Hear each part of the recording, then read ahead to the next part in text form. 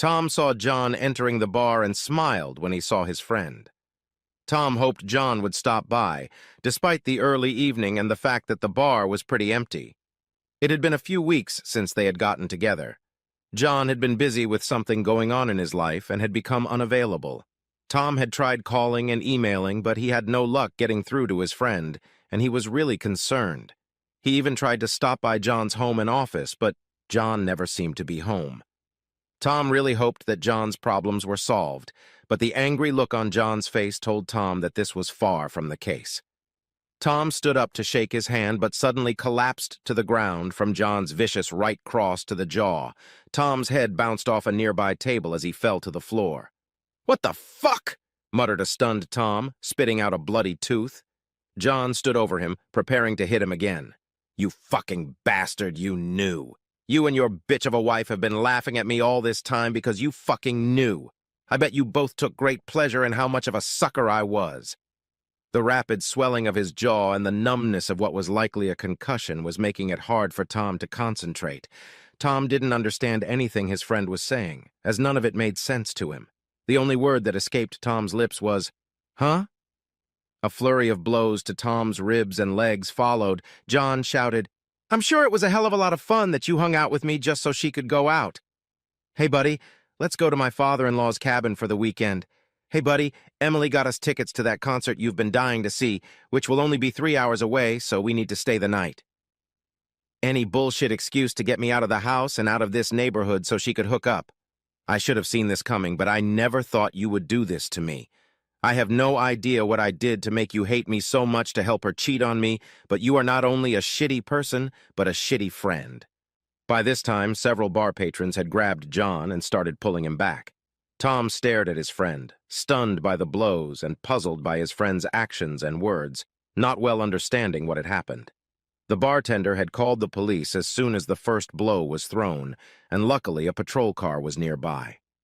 The ambulance took much longer to arrive, so while John was being detained and put into the patrol car, Tom struggled to get to his feet with the help of some strangers. The ambulance crew quickly examined Tom and placed him on a gurney, strapping him down tightly for transport to the emergency room. Tom passed out before the ambulance even left the parking lot to the lulling wail of the siren. It all seemed like a short, bad dream to Tom. When he slowly opened his eyes and woke up, he quickly realized he was in a hospital. He saw cars and a normal standard hospital room with medical equipment and a 20-year-old TV. It wasn't a nightmare, it was real. As he began to regain consciousness, Tom's wife Emily walked in with tears streaming down her face. "I'm so sorry, baby. I wanted to be here when you woke up, but I came out to call your parents and tell them you're okay. How are you feeling?" Tom pulled himself up a little on the bed and tried to gather his thoughts a little about what had happened when Emily sat down next to him and took his hand. The sleep and medication had taken the swelling down a bit, so at least his words could be understood. "I don't know what happened. I've never seen him like this before. He said something about Amanda cheating on him and that we were helping her, that we were the cause of it. His words didn't make any sense." Emily's tears continued to drip as Tom continued. "I may have heard wrong, but he seemed to think that he and I were taking these trips just so that Amanda could cheat on him. That's crazy. Why would he think something so crazy?" When Tom was silent for a moment, he looked at Emily. Lowering her head, she whispered that she was sorry. "I don't know what you're apologizing for. He was the one who hit me, and he had this crazy idea that we were helping her cheat. It sounds so stupid. Why would he think we would help her do something so harmful? What kind of horrible people would do that to someone they cared about?" Tom looked at Emily as she looked up. Something was wrong with the way she was acting. Maybe he was out of his mind, but her behavior was really suspicious, since she was usually active in voicing her opinions, especially about her relationships with close friends. She might have been shocked by the situation, as it was not something that could be imagined. Just as he was about to ask her what was going on, the doctor walked in and said his jaw wasn't broken or dislocated, just bruised. If Tom didn't have a headache, he would be allowed to leave tonight with Emily. Tom's head hurt, but there was clearly something wrong with Emily, so he dutifully lied to the doctor that he felt fine, so he could leave. Time passed, the nurses were dutifully working on paperwork, so Tom didn't get a chance to ask Emily what was going on, but it was hoped that she would tell him everything at home. Both were silent on the way home while Emily drove. They didn't even turn on music, they just stayed silent the whole way. Tom needed answers, but by the time he got home he was exhausted and just wanted to sleep. A quick change of clothes and Tom was exhausted and fell asleep. Emily curled up next to him, hugging him tightly with all her might. After his shower, Tom walked down the stairs and joined Emily in the kitchen. He was still sore, but at least his head was clearer. Emily was already sitting at the table drinking her coffee, but when Tom joined her, he could see that she was deep in thought. Emily finally realized that Tom was in the room. She asked, "How are you feeling right now?" "Good, but I have a bit of a headache and everything is sore. A day of rest and I'll be fine. I still can't figure out what made John go so crazy." Taking a sip, Tom continued, "Did Amanda say anything to you? Have you talked to her since yesterday to find out what happened to him?" "I did talk to her a little bit yesterday. She was as shocked as I was that he could have done something like that to you." Tom looked at his wife as she spoke. It seemed like a measured and careful answer, but there was something else. She seemed sad, which was inappropriate because it was the exact opposite of her usually bright personality. She was reserved. He thought that maybe she was just shaken up by the attack and that it had affected her more than he had first thought. Reaching out, he took her hands in his. "It's okay, honey. I'm okay. I'm coming around." His shirt was soon wet from the flow of her tears. They embraced with the words, "I love you," holding each other tightly. They both called in sick to work and spent the day at home. Tom didn't know what it was exactly, but something besides the physical pain was bothering him. Nothing about it all seemed to make any sense. John's attack out of the blue, accusing him and Emily of helping Amanda cheat. Emily was suddenly timid and reserved, her measured answers to basic questions. He wanted to press her again about her phone conversation with Amanda, but Emily was on the verge of tears, and he figured now wasn't the best time for a showdown. Even though they were both staying home, they seemed to be keeping their distance. Tom sat in the backyard, watched the wind sway the trees and grass, and pondered. Needed to figure out why John had attacked him. They had been friends for a long time, and Tom had never seen John lose his temper without a good reason. Tom thought about his wife's words, and couldn't recall her ever saying that John's wife hadn't cheated on him, only telling Emily that they were sorry for attacking Tom. We need to get John's perspective on this story, and the best way to find out is from John himself. While there was a risk that John might attack him again, it seemed like the most direct way to establish a basic understanding of what happened. Tom then sits down with Emily to talk about their role in what happened, and what made John think that Emily and Tom were betraying him. Emily told Tom that she would stop by work briefly to pick up her laptop since she would be home for the rest of the week and didn't want to get too far behind her schedule. After she left, Tom decided to take a chance and visit John. On the way to John's house, Tom tried calling John to no avail. Tom hoped that John was already out of jail, so he took a cab to John's house. If Tom was lucky, John would be there so they could figure out what had caused this mess and get back to normal. At the entrance to John's house, Tom's stomach clenched when he saw Emily's car in the driveway. Instead of ringing the front doorbell, Tom walked to the back of the house until he was near an open window near the kitchen. He stopped when he heard Emily talking to Amanda. Emily wasn't quiet now. She was clearly pissed off. "John overheard me talking about getting a date and that you would cover for me." He overheard a conversation that was clearly not meant for him. "So, how does that explain why he attacked Tom?" "John heard me say that you'd cover for me and that Tom and John would be busy so I could go out without raising John's suspicions. He must have taken that to mean that Tom knew what was going on. I would have warned you if I had known, but it wasn't until after the attack on Tom that I realized John knew. John is beyond angry. He even used his phone call from prison to tell me how much he hated me and that he would rather rot in prison than live with me any longer, along with all the other mean and hurtful words he could think of." Emily wanted to sympathize with her friend, but after all, Amanda was the one who had dumped John. Emily's stupidity in helping Amanda had already caused some serious problems in her own marriage, and things could get worse when Tom found out. She knew it was wrong to help a cheating woman, but they were close friends with Amanda, and she had hoped that she would be satisfied with a brief affair or two and become a good wife to John again. Instead, Emily's support led to the worst, and now Emily will have to deal with the consequences for her own marriage because of Amanda's failure to keep her feet together. I know you have your own problems, but so do I. Once Tom finds out what happened, my marriage is going to be in serious trouble.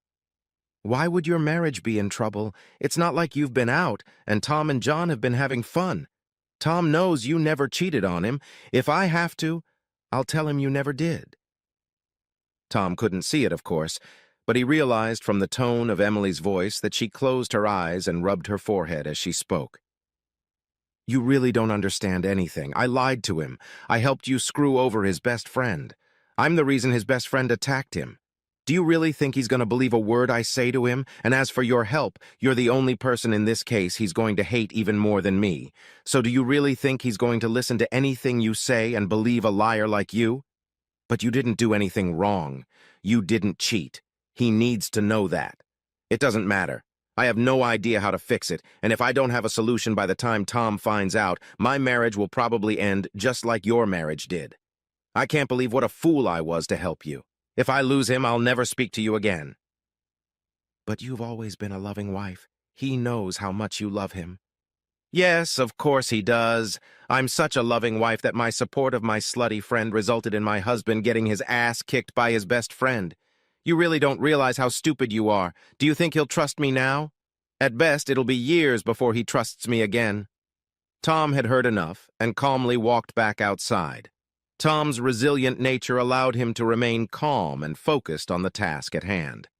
As he waited for a cab, he realized that he needed to start making things right, but first he needed to make sure he had all the facts. It was time to visit a friend.